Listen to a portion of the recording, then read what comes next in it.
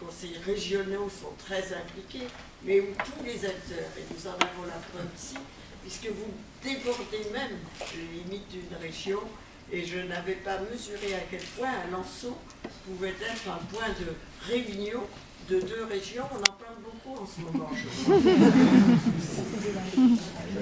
Donc, vraiment bravo de vous être mis ensemble, comme l'a dit l'un de vous, sans égard pour vos territoires géographiques ou pour vos sensibilités, pour faire un travail innovant, une réalisation innovante.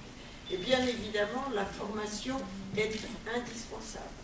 Formation, bien sûr, des aides à domicile, mais aussi au sein de la Silver Economy, des artisans qui vont installer la domotique, des commerçants qui vont la distribuer pour qu'ils puissent expliquer son intérêt, faire que cette économie soit vraiment une économie de la confiance, car il ne s'agit pas de berner les âgés et de les considérer comme un simple marché. Et aussi un outil de formation des aides à domicile. Et là, on touche un point extrêmement important. Souvent, on me dit dans les interventions, mais vous allez solvabiliser l'accès aux aides techniques. Mais n'oublions pas les aides humaines. Mais il n'y a pas de concurrence. Au contraire, si, grâce aux aides techniques, les aides à domicile, les aidants eux-mêmes, les personnes âgées bien sûr, peuvent avoir plus de temps à consacrer à la convivialité, à la prévention, faire sortir la personne âgée plutôt que faire un ménage inutile ou des choses que l'on peut faire par des aides techniques. Voilà ce qui est notre enjeu, d'améliorer cet accompagnement à domicile grâce à la fois à l'aide à la personne, une aide à la personne plus professionnalisée, plus fière de ce qu'elle fait aussi. Car l'utilisation de la domotique, des aides techniques, donne à ce métier un coup de jeune et le rendra, si nous y ajoutons une évolution des carrières, et notre plan métier travaille là-dessus, le rendra plus attractif pour les jeunes. Et c'est une chose très importante. Donc je veux vous remercier d'avoir mis en synergie, en symbiose, ces deux aspects du secteur de mon ministère. Et je crois que tout est dit. Nous sommes dans le champ d'une part de l'innovation, mais aussi où les acteurs doivent se mettre en commun. La loi que je prépare, alors l'un de vous a dit que j'allais en parler, je crois que non, parce qu'autrement, monsieur le préfet sera très fâché contre moi, car malheureusement, le temps nous est compté. Cette loi, que j'appelle loi autonomie, mais qui s'appelle loi d'adaptation et d'orientation, loi de programmation et d'orientation pour l'adaptation de la société au vieillissement. Moi, je dis à la longévité, parce que je préfère les termes positifs.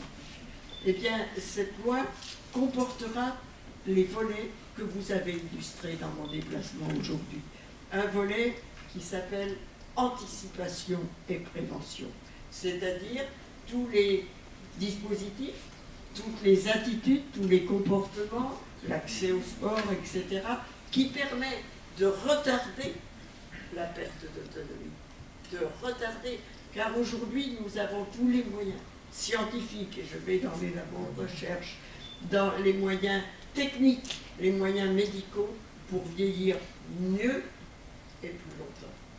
Et deuxième volet, l'adaptation. Adaptation des logements, adaptation de l'urbanisme, des déplacements, tout ce qu'on a vu ce matin aussi avec la Silver Economy. Et troisième volet, l'accompagnement de la perte d'autonomie quand elle survient, et à la fois au domicile et en établissement. Vous savez, cette loi sera un pas en avant, une marche montante.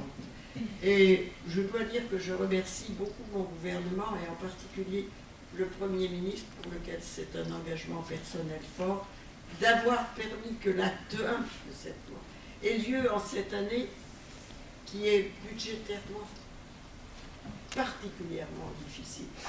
Et vous l'avez entendu dans les diverses prises de parole du président de la République. Donc il faut avoir une ambition forte pour ouvrir des crédits, ouvrir des droits nouveaux pour le champ de l'âge. Et je m'en félicite. Je crois que nous devons en mesurer l'importance. Ce sera une marche montante. Elle ne sera peut-être pas, parce que j'entends déjà les grincheux, qui sont toujours nombreux et vigilants, dire « Ah, mais on aurait pu faire mieux ». Parce que, ben, on aurait pu faire mieux. Si on m'avait donné 6 milliards, je pouvais les utiliser, sans aucun problème.